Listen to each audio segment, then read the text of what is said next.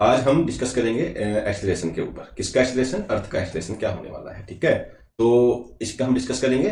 तो इससे पहले हम ग्रेविटेशन के बारे में बता चुके हैं, कैप्लर्स के लॉ के बारे में बता चुके हैं। आप लोग प्ले लिस्ट में जाकर के वीडियो वॉच कर सकते हैं। तो चलिए शुरू करते हैं कि जी होता क्या है। ठीक है, देखिए, कोई वस्तु ऊपर से आती है। भाई कोई वस्तु ऊपर से नीचे आती है, अर्थ, ये मान लो अर्थ है, अर्थ के ऊपर आती है तो कुछ ना कुछ शक्ति उसको खींच रही होती है। तो शक्ति क्या है? ग्रेविटेशन। अब उसको खींचने के लिए उस वस्तु के ऊपर कुछ ना कुछ उसका स्पीड वगैरह तो होगी। ठीक है, तो जिस गति से जिस भी स्पीड से कोई वस्तु नीचे की तरफ आती है उसे क्या बोलते हैं? एक्सेलरेशन ड्यू टू ग्रेविटी बोलते हैं, यानी कि पृथ्वी द्वारा खींची गई वस्तुओं का त्वरण। ठीक है, तो बॉल मान लिया रेस्ट से आती है, तो रेस्ट से ये नीचे की तरफ आ रही है। पहले सेकंड में क्या हुआ? उसकी स्पीड 9.8 मीटर पर सेकंड है, दूसरी सेकंड में 19.6 मीटर पर सेकंड है। अभी आप देख रहे हैं जैसे जैसे नीचे की तरफ वस्तु आ रही है वैसे वैसे उसकी स्पीड इंक्रीज होती जा रही है। तो उसका जो इंक्रीजमेंट है, जो बढ़ोतरी है, वो किसके कारण है? वो आपकी अर्थ के कारण है। ठीक है, यानी कि एक्सेलरेशन ड्यू टू ग्रेविटी है। उसको डिनोट करते हैं हम इससे, स्मॉल जी से, जिसकी वैल्यू होती है 9.8 मीटर पर सेकेंड। ठीक है, और अर्थ के लिए ये फिक्स होती है, लेकिन जब ऊपर जाएंगे नीचे जाएंगे तो वेरिएशन इसके अंदर आएगा। ठीक है, तो अभी तो आपको लगभग 9.8 मीटर पर सेकंड स्क्वायर को याद रखना है, और इसका हम 10 मीटर पर सेकंड स्क्वायर भी मानते हैं अप्रोक्सीमेटली, लेकिन वो जो न्यूमेरिकल प्रॉब्लम होती है उनको सोल्व करने के लिए वैल्यू दी जाती है हमें, तब हमें मानना होता है। क्लियर? अगर वैल्यू नहीं दी गई है तो आपको 9.8 मीटर पर सेकंड स्क्वायर इसको मानना है। ये बात ध्यान रखना। एक पॉइंट ये ध्यान रखना है कि जब भी कोई वस्तु ऊपर से नीचे की तरफ गिरेगी तो हमेशा उसकी स्पीड, जो गति है, वो हमेशा इंक्रीज होगी। ठीक है, हमेशा इंक्रीज होगी। ठीक है, जैसे कि आप देख रहे हो, इसमें डायग्राम में भी दिखा रखा है कि फर्स्ट सेकंड में वो फ्री जो है रेस्ट से आती है, पहले तो यूजीओ है, लेकिन एक सेकंड में उसने इतनी स्पीड पकड़ ली। ठीक है भाई, एक सेकंड में इतनी स्पीड पकड़ ली, अगले दूसरे सेकंड में उसने इतनी स्पीड पकड़ ली, तो आप देख रहे हो लगातार स्पीड इसकी इंक्रीज होती जा रही है। तो जब भी कोई वस्तु ऊपर से नीचे आती है अर्थ के ऊपर, तो उसकी स्पीड हमेशा बढ़ती है। तो वो एक्सेलरेशन क्या होता है? वो एक्सेलरेशन क्या होता है? जो ग्रेविटी लगाती है, जो ग्रेविटी कारण उत्पन्न हुआ। देखिए, ये आपकी अर्थ है। ठीक है, समझेंगे बात को। और अर्थ के ऊपर कोई बॉडी आपकी गिर रही है, और इस बॉडी का मास मान लिया m2g है, और इसका अर्थ का मास m1 है, और मान लिया कि ये डिस्टेंस यहां पर r है। ठीक है, तो आप बताओगे कि एक फोर्स जो है नीचे की तरफ लग रहा है, उसका मान लो फोर्स ये होता है, वेट अ सेकंड, कि m1g ये फोर्स है, और एक फोर्स होता है जो न्यूटन के लॉ ने बताया था, g m1 m2, ये m2 है आपका बॉडी का, अपोन में r स्क्वायर। तो m2 से m2 क्लियर आउट हो जाता है, तो क्या बचता है? तो आपका बचता है g बराबर g m1 अपोन में r स्क्वायर। ये हमेशा आपको याद रखना है। इतना एक्सेलरेशन ग्रेविटी वस्तु के ऊपर लगाती है कि भाई इस एक्सेलरेशन से आप नीचे आओगे। ठीक है, और जैसे कि आप इसमें देख रहे हो कि जी किस किस के ऊपर डिपेंड करती है, तो आप मान सकते हो कि फैक्टर क्या क्या है। ठीक है, तो जी डिपेंड कर रही है वस्तु से अर्थ की दूरी, डिस्टेंस के स्क्वायर के बराबर, और जी डिपेंड कर रही है पृथ्वी के द्रव्यमान पर। तो ये फोकस बहुत ध्यान रखना, ये वाला पॉइंट। तो जो जी है वो क्या पृथ्वी के द्रव्यमान पर डिपेंड करता है या ऑब्जेक्ट यानी वस्तु के द्रव्यमान पर करता है? तो ध्यान ये रखना है, हमेशा जो स्मॉल जी है वो डिपेंड करता है अर्थ के ऊपर, अर्थ के मास के ऊपर, यानी कि प्लेनेट के मास के ऊपर, जिसने जो उसको खींच रहा है। ठीक है, इसके ऊपर क्वेश्चन बनता है। ठीक है, यहाँ कंफ्यूजिंग वाला पार्ट होता है, तो ध्यान ये रखना है कि जो स्मॉल जी की वैल्यू है वो डिपेंड करती है डिस्टेंस के ऊपर और मास के ऊपर। किसका मास? पृथ्वी का या प्लेनेट का। ठीक है, जो अपनी तरफ खींच रहा है उसका। तो वेरिएशन क्या होता है? देखो, जी का मान बदलता है, जी का मान फिक्स नहीं होता है। ठीक है, हाइट पे जाने पर बदलता है और नीचे आने पर भी बदलता है। तो क्या होता है जब वस्तु ऊपर जा रही होती है? तो ध्यान ये रखना है कि जब वस्तु ऊपर जा रही होती है तो जी का मान घटता है, डिक्रीज होता है। ठीक है, वस्तु मान लो कि यहाँ पे ये अर्थ है और ये अर्थ से ऊपर हमने वस्तु फेंकी, तो इस पे जो है ना, यहाँ पे जी का मान डिक्रीज हो रहा है। ठीक है, ये ध्यान रखना है। क्यों? क्योंकि बच्चे डिस्टेंस बढ़ती चली जाएगी। देखो मैंने क्या कहा अभी, कारण क्या है भाई? जी डिपेंड करता है 1/r² के ऊपर। अब कोई वस्तु है, ये अर्थ है, यहां से ऊपर जा रही है, तो ये आर लगातार बढ़ती जा रही है। तो जब आर बढ़ेगी और इसके रेसिप्रोकल है, उल्टा है, तो जी अपने आप घटेगा।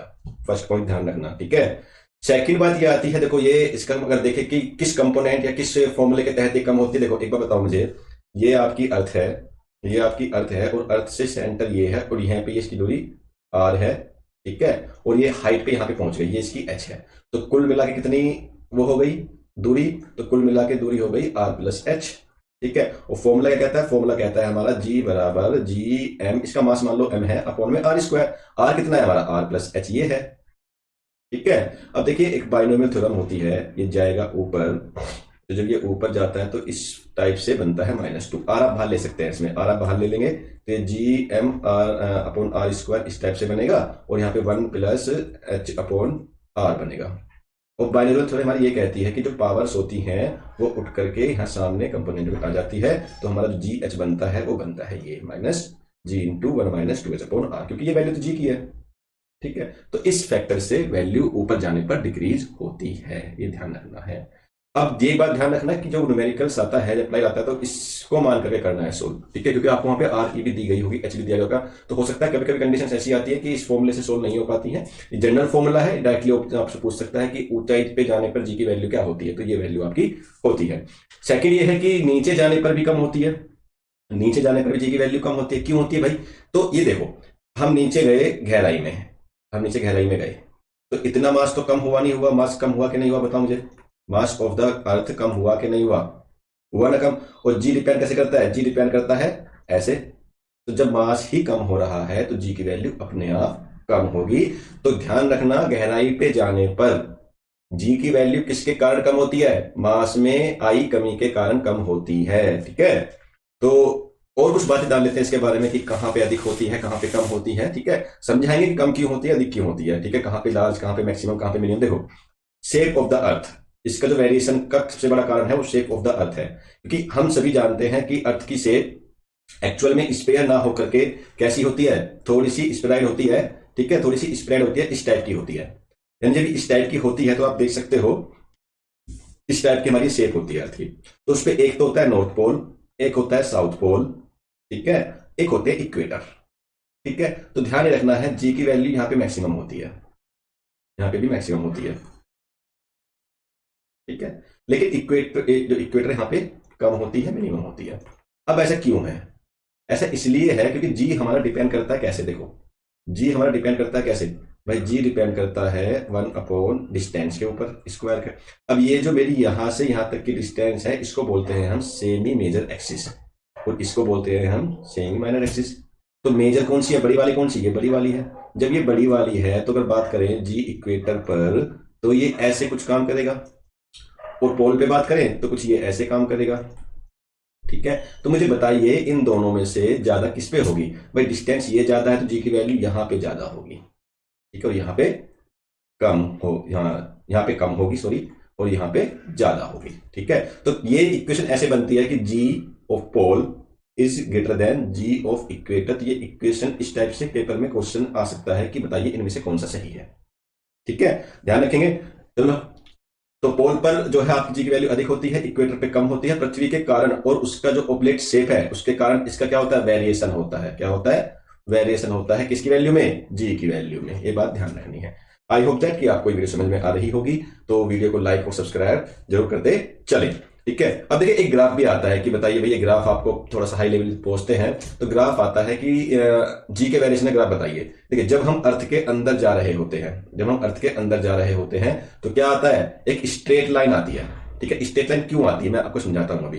देखिए, जी इनसाइड की बात करें, पृथ्वी के अंदर की बात करें, तो डिपेंड करती है मास के ऊपर, और डायरेक्टली प्रोपोर्शनल है।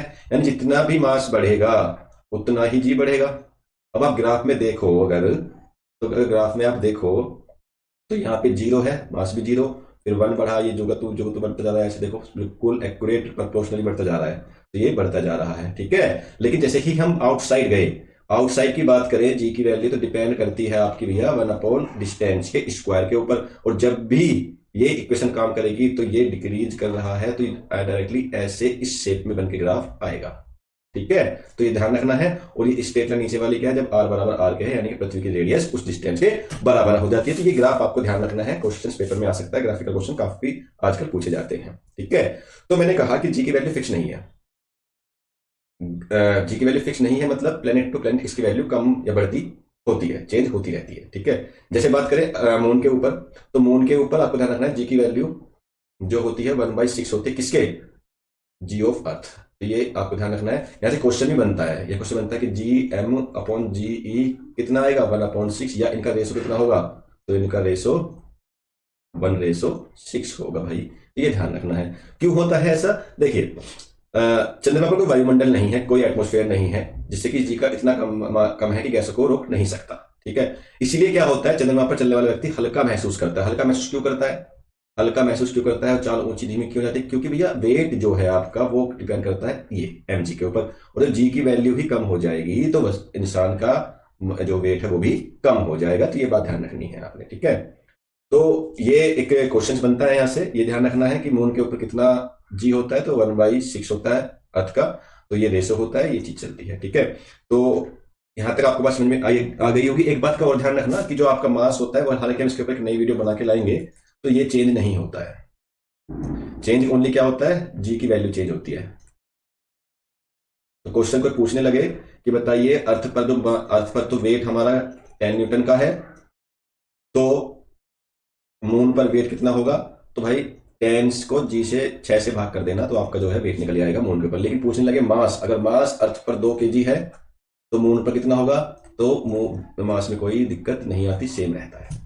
ठीक है, तो ये हमारे जो जी का वेरिएशंस की क्लास थी। अब थोड़े से इसके ऊपर क्वेश्चंस देख लेते हैं कैसे आते हैं, किस टाइप से क्वेश्चन यहाँ पे जनरेट हो सकते हैं। तो देखिए, जी का कहाँ शून्य होता है? पृथ्वी के केंद्र पर, समुद्र पर, वायुमंडल में, तो ये पृथ्वी के केंद्र पर जो है जी की वैल्यू शून्य हो जाती है। क्यों हो जाती है? क्योंकि भाई देखो, यहाँ पे हम पहुंचे सेंटर पे आ रहा है 0। ठीक है, तो यहाँ पर क्या हो जाती है, आप जी की वैल्यू शून्य हो जाती है अर्थ ऑफ द सेंटर पे जाने पर। ऊंचाई के बढ़ने पर जी का मान क्या होता है? ऊंचाई के बढ़ने पर जी का मान घटता है, ये हम बता चुके हैं। ठीक है, पृथ्वी पर किसी वस्तु का भार क्या दर्शाता है? पृथ्वी पर किसी वस्तु का भार क्या दर्शाता है? वस्तु का द्रव्यमान, वस्तु पर लगने वाला गुरुत्वाकर्षण बल, गुरुत्वाकर्षण बल और द्रव्यमान का अनुपात, वस्तु की गति, तो ये आपका होगा लगने वाला गुरुत्वाकर्षण बल। चंद्रमा पर वस्तु का भार पृथ्वी की तुलना में कितना होता है? देखो भाई, what is the weight of an object, तो 1/6 गुना होता है, ध्यान रखना है। काफी बार क्वेश्चन ये आया हुआ है। नेक्स्ट क्वेश्चन देखिए, what happened to the value of G as we move toward the earth center? क्या होगा जब हम अर्थ के सेंटर की तरफ मूव करेंगे? अर्थ के सेंटर की तरफ मतलब नीचे की तरफ जाएंगे, तो क्या होता है? घटता है। क्यों घटता है? क्योंकि मास कम होता चला जाता है। ठीक है, नेक्स्ट क्वेश्चन है, where is the value of G maximum? G की वैल्यू मैक्सिमम कहाँ होती है? मैंने बताया था कि ये इस टाइप की शेप है आपकी, ये पोल्स हैं आपके, ये इक्वेटर्स हैं आपके। इक्वेटर्स की डिस्टेंस ज्यादा है, इसलिए वहां पे वैल्यू कम है। ध्रुवों पर ज्यादा डिस्टेंस कम है, वहां पे वैल्यू ज्यादा है। जी का मान पृथ्वी के किस स्थान पर सबसे कम होता है? बताइए। एट इक्वेटर सबसे कम होता है, बताया अभी हमने आपको। ठीक है, पृथ्वी के घूर्णन रोटेशन का जी के मान पर क्या प्रभाव पड़ता है? या देखो, जी का मान पर प्रभाव पड़ता है, घटता है। देखो, एक चीज का आप यहाँ पे ऑब्जर्व कर रहे होंगे कि मोस्ट ऑफ द टाइम जी की वैल्यू कम ही हो रही है। जी की वैल्यू कम ही हो रही है, घटी रही है, घटी रही है। सब कुछ भूल जाओ, तो उस माइंड में ये रखना कि भाई ऊपर जाए नीचे जाए, पृथ्वी घूमे, कुछ भी हो, जी की वैल्यू कम होती है। ठीक है, जैसे कि क्वेश्चन देखो, इफ अर्थ स्टॉप रोटेटिंग, यदि अर्थ घूमना बंद कर दे, what will happen to the value of G? तो वैल्यू पे क्या असर होगा? तो जी शून्य हो जाएगा, क्योंकि ना तो फिर वो कम होगा ना बढ़ेगा। ठीक है, जी के मान को प्रभावित करने वाले मुख्य कारक क्या? मेन फैक्टर क्या है? मैंने बताया मेन फैक्टर है भाई, डिपेंड करता है ऐसे और डिपेंड करता है ऐसे डिस्टेंस के ऊपर। तो क्या है? मास होता है द्रव्यमान, तो पृथ्वी की त्रिज्या और द्रव्यमान है। ठीक है, नेक्स्ट क्वेश्चन में कहा गया है कि चंद्रमा पर जी का मान पृथ्वी की तुलना में लगभग कितना होता है, यानी the value of G on the moon 1/6। ठीक है, on which planet is the value of G highest compare to earth? ये क्वेश्चन अच्छा है भाई।